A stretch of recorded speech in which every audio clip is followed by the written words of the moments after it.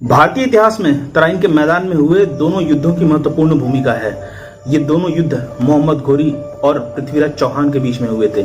एक तरफ जहां प्रथम युद्ध में 1191 ईस्वी में मोहम्मद घोरी को अपमानजनक पराजय मिली थी, वहीं दूसरे युद्ध में पृथ्वीराज चौहान की हार हुई थी और फलस्वरूप भारत में इस्लामिक शासन की नींव पड़ी थी।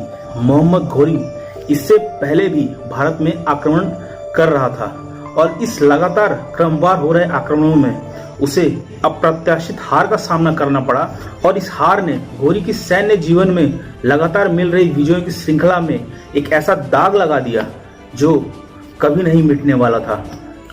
नमस्कार, मेरा नाम है राधेश्याम शर्मा और आप देख रहे हैं हमारी ऐतिहासिक युद्धों पर आधारित खास श्रृंखला the great Wars of India, जिसमें आज हम कथा लेकर आए हैं एक ऐसे युद्ध की जिसमें घोरी को एक शर्मनाक लज्जाजनक पराजय मिली थी और उसे दुम दबाकर भागना पड़ा था और यह हार उसे मिली थी एक भारतीय वीरांगना रानी के द्वारा।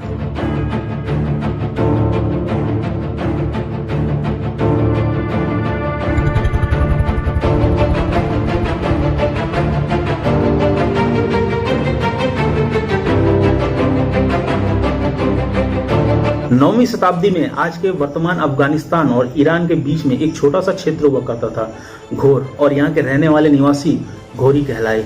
ऐतिहासिक दस्तावेजों और उस वक्त लिखी किताबों से इस क्षेत्र के जो प्रथम शासक का नाम उभरकर सामने आया है वो था आमिर सूरी, और इसके बाद जिस शासक का नाम उभरकर सामने आया वो मोहम्मद इब्न सूरी। हालांकि इस दौरान और भी कई शासक हुए जो कि एक के बाद क्रमवार धीरे धीरे कर इस पर शासन करते रहे, लेकिन इस घोर वंश का सबसे महत्वपूर्ण काल तब आया जब इसकी सत्ता पर मोहम्मद घोरी और उसके भाई गयातुद्दीन घोरी का शासन आरंभ हुआ।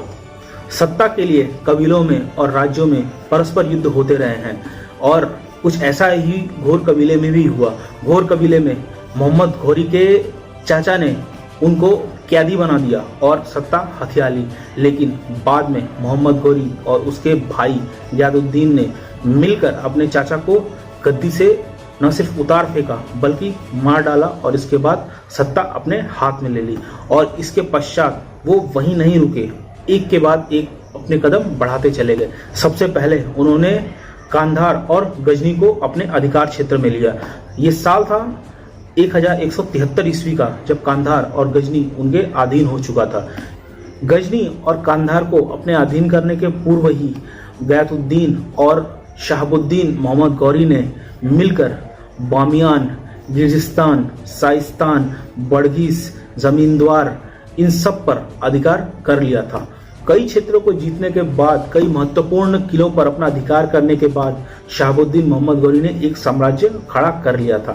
आज के वर्तमान अफगानिस्तान जितने बड़े क्षेत्र पर अपना अधिकार स्थापित करने के पश्चात मोहम्मद घोरी को ये बात अच्छी तरह समझ आ चुकी थी कि एक तरफ जहां इस साम्राज्य की सुरक्षा बहुत ही अहम है, दूसरी तरफ इस साम्राज्य के भले के लिए और इस साम्राज्य को बढ़ाना भी जरूरी है।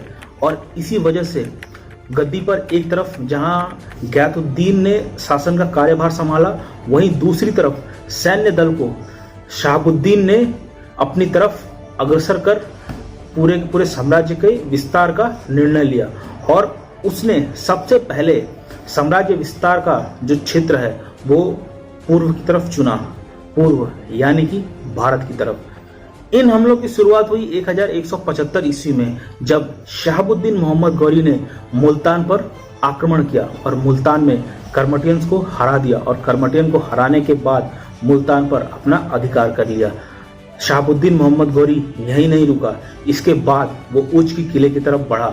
उच्च का किला जो कि दक्षिण पंजाब में आता था, ये एक भव्य किला था और एक ऐतिहासिक किला था। दक्षिण पंजाब में पड़ने वाला उच्च का किला अब मोहम्मद घोरी के अधीन हो चला था और मोहम्मद घोरी ने इसके बाद गुजरात की तरफ रुख किया। 8वीं शताब्दी से गुजरात पर चालुक्यों का शासन था और सोलंकी वंश इसी चालुक्य शाखा में आता था। सोलंकी वंश तब गुजरात की सत्ता पर सत्ताधीन था और उसका राजा मूल राजा द्वितीय था। मूल राजा द्वितीय एक बच्चा था, एक शिशु था और उसकी माता का नाम नायिका देवी था। नायिका देवी अपने बेटे की कम उम्र होने की वजह से पूरे राज्य का कार्यभार देखती थी। आज का पाटन तब अनिलवाड़ के नाम से जाना जाता था और गुजरात की राजधानी हुआ करता था। अनिलवाड़ के किले में नायिका देवी को जब ये सूचना मिली कि शहाबुद्दीन मोहम्मद गौरी एक बहुत ही बड़ी फौज के साथ में गुजरात पर आक्रमण करने आ रहा है, तब रानी नायिका देवी ने अपने गुप्तचरों को, अपने सारे सलाहकारों को बुलाया। गुप्तचरों को उसने शहाबुद्दीन मोहम्मद गौरी की सेना के बारे में जानने के लिए भेज दिया और बाकी सलाहकारों से सलाह लेकर अपने कई दूत आसपास के राज्यों में भेजे, खास करके उत्तर के राजाओं की तरफ, जिनमें पृथ्वीराज चौहान से लेकर परमार, चंदेल और कई भी शासक थे जिनको उन्होंने मदद के लिए पत्र लिखा। लेकिन अफसोस की बात यह है कि न ही पृथ्वीराज चौहान ने और न ही किसी और शासक ने उनकी मदद की, बल्कि उनकी मदद उन्हीं के सामंत राजाओं ने की। इन सामंत राजाओं में नाडुला के चौहान कान्हाल देवा और जालौर के चौहान कीर्तिपाला भी शामिल थे। साथ ही अरुवदा के धारावर्ष भी शामिल थे। इन लोगों ने मिलकर रानी नायिका देवी के लिए एक हाथियों से सजी हुई सेना सुसज्जित की। इसमें कई वीर जवानों को भी रखा और साथ में हाथियों का बहुत ही बढ़िया इस्तेमाल करने का फैसला किया। प्रशिक्षित हाथियों का दल था जो उन्होंने शामिल किया था। उधर गुजरात पर आक्रमण करने के लिए गुजरात की तरफ कूच कर चुके शहाबुद्दीन मोहम्मद गौरी को ये अपने गुप्तचरों से खबर मिल चुकी थी कि गुजरात पर एक बच्चे का शासन है और उसका जो शासन का कार्यभार है वो उसकी माता नायिका देवी देखती है। ये जानने के बाद कि गुजरात पर एक बच्चे का शासन है, शहाबुद्दीन मोहम्मद गौरी और निश्चिंत हो गया कि उसे विजय निश्चित ही मिलेगी और उसके सैनिकों का मनोबल बहुत ही बढ़ गया। वो तेजी से गुजरात की तरफ प्रस्थान करने लगे। इधर नायिका देवी को अपने गुप्तचरों से सूचना मिल गई कि शहाबुद्दीन मोहम्मद गौरी एक बहुत ही बड़ी और संगठित सेना के साथ में गुजरात की तरफ प्रस्थान कर चुका है। इस सेना में कई सारे घुड़सवार शामिल है जो कि तीर कमान का बहुत ही बढ़िया इस्तेमाल करना जानते हैं और इसके अलावा जो पैदल सैनिकों की टुकड़ी है और वो बख्तर बंद है, वो ऊपर से नीचे तक ढके हुए हैं और ऐसे बख्तर जो है वो हमारे पास नहीं है। नायकी देवी गोवा के कदम वंश के राजा शिवचित्त परमार्दी की पुत्री थी और सोलंकी वंश के राजा अजयपाल की पत्नी थी। अजयपाल की मृत्यु लगभग 1170 ईस्वी के आसपास 4 वर्ष के शासन के पश्चात ही हो गई थी।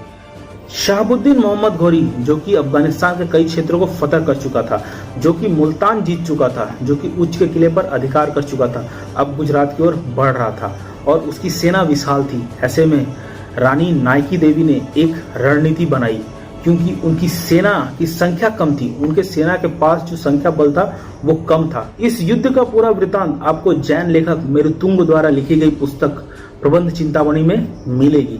प्रबंध चिंतामणि में मेरुतुंग ने लिखा है कि किस तरह नायकी देवी ने एक सुगम रणनीति बनाकर शहाबुद्दीन मोहम्मद गौरी को हराया था। नायकी देवी ने युद्ध के लिए दुर्गम और संकरित क्षेत्र का चयन किया। ये क्षेत्र आज के सिरोही के पास एक गांव था, कसारदा गांव।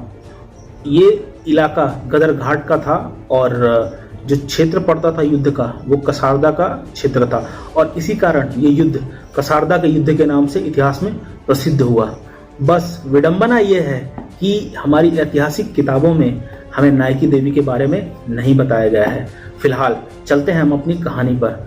नायकी देवी ने एक दुर्गम इलाके का चयन कर लिया था, संकरा इलाका, घाटियां थी इलाके में और वहीं युद्ध होना था। आपको बाजी प्रभु देशपांडे की पावन खिंड की कथा याद है? उस पर हमने एक वीडियो बनाई थी, उस वीडियो को देखिएगा जरूर कि शिवाजी को बचाने के लिए किस तरह बाजी प्रभु देशपांडे ने एक खिंड में, अर्थात एक खाई, छोटी सी दुर्गम जो पतला सा रास्ता है, वहां पर युद्ध किया था और कम संख्या बल होने के बावजूद भी उन्होंने काफी देर तक निजाम के सैनिकों को रोके रखा था। वहीं इसका और एक वृतांत मिलता है जिसमें सरायघाट का युद्ध, अगर आपको याद हो, लाचित बोरफुकन ने आसाम का वो परम वीर योद्धा जिसने मुगल सेना को मात दे दी, सरायघाट के पास एक छोटा सा संकरा क्षेत्र चुना और इसी कारण कम संख्या बल होने के बावजूद एक बड़े सेना को आराम से मात दिया गया। और ठीक यही पद्धति रानी नायकी देवी ने भी उस वक्त अपनाई। नायकी देवी ने इस युद्ध में हाथियों का और जो उनके पैदल सैनिकों का उनका इस्तेमाल किया। जहां पर आप युद्ध करते हो वो क्षेत्र अगर एक सीमित क्षेत्रफल में हो तब आपके सैनिक एक समय में कुछ ही सैनिक आगे जा पाएंगे, और ऐसे में वहां पर संख्या बल मायने नहीं रखती है, वहां पर मायने रखती है आपकी क्षमता, कितनी तेजी से आप दुश्मनों का संहार कर सकते हैं। और यही वहां हुआ। ये पहली बार नहीं था कि मोहम्मद घोरी का सामना हाथियों से मिलीजुली एक संयुक्त सेना के साथ में हुआ था।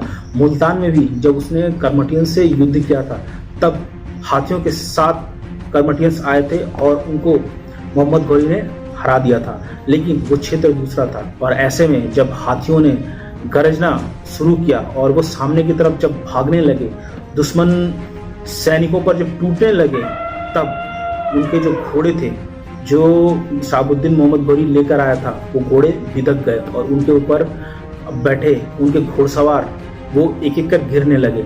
इधर घोड़े बिदक कर पीछे भाग रहे थे और जब वो पीछे भाग रहे थे तब कुछ तो शहाबुद्दीन मोहम्मद घोरी के सैनिकों को ही कुचलते चले गए और हाथी वो लगातार सामने की तरफ भाग रहे थे, चिंघाड़ते हुए, गर्जना करते हुए जब भी भाग रहे थे तब घोड़ों में एक सिहरन सी हो जाती थी। शहाबुद्दीन मोहम्मद घोरी भी सोच रहा था कि कैसे यहाँ से निकला जाए। विजय पाना तो दूर, उसे अंत में अपनी जान बचाकर ही भागना पड़ा। कुछ अपने अंगरक्षकों को लेकर वो इस युद्ध से भाग गया और यहाँ पर रानी नायकी देवी की जीत हुई। नायकी देवी के साथ हुए इस युद्ध में जहां मोहम्मद घोरी को बहुत बुरी तरह हार मिली थी, एक अपमानजनक पराजय मिली थी, वहीं दूसरी तरफ मोहम्मद घोरी ने इससे सीख ली। उसने आगे से भारत में आक्रमण करने के लिए गुजरात की तरफ से नहीं बल्कि उसने ऊपर पंजाब की तरफ से आक्रमण किया। तराइन के मैदान के दोनों युद्धों की गाथा मैं एक के बाद एक लेकर आऊंगा, प्रथम युद्ध और द्वितीय युद्ध। तब तक के लिए ऐसे ही हमारा चैनल देखते रहिए, सब्सक्राइब कीजिए और हाँ, लाइक डेफिनेटली कीजिए। नमस्कार।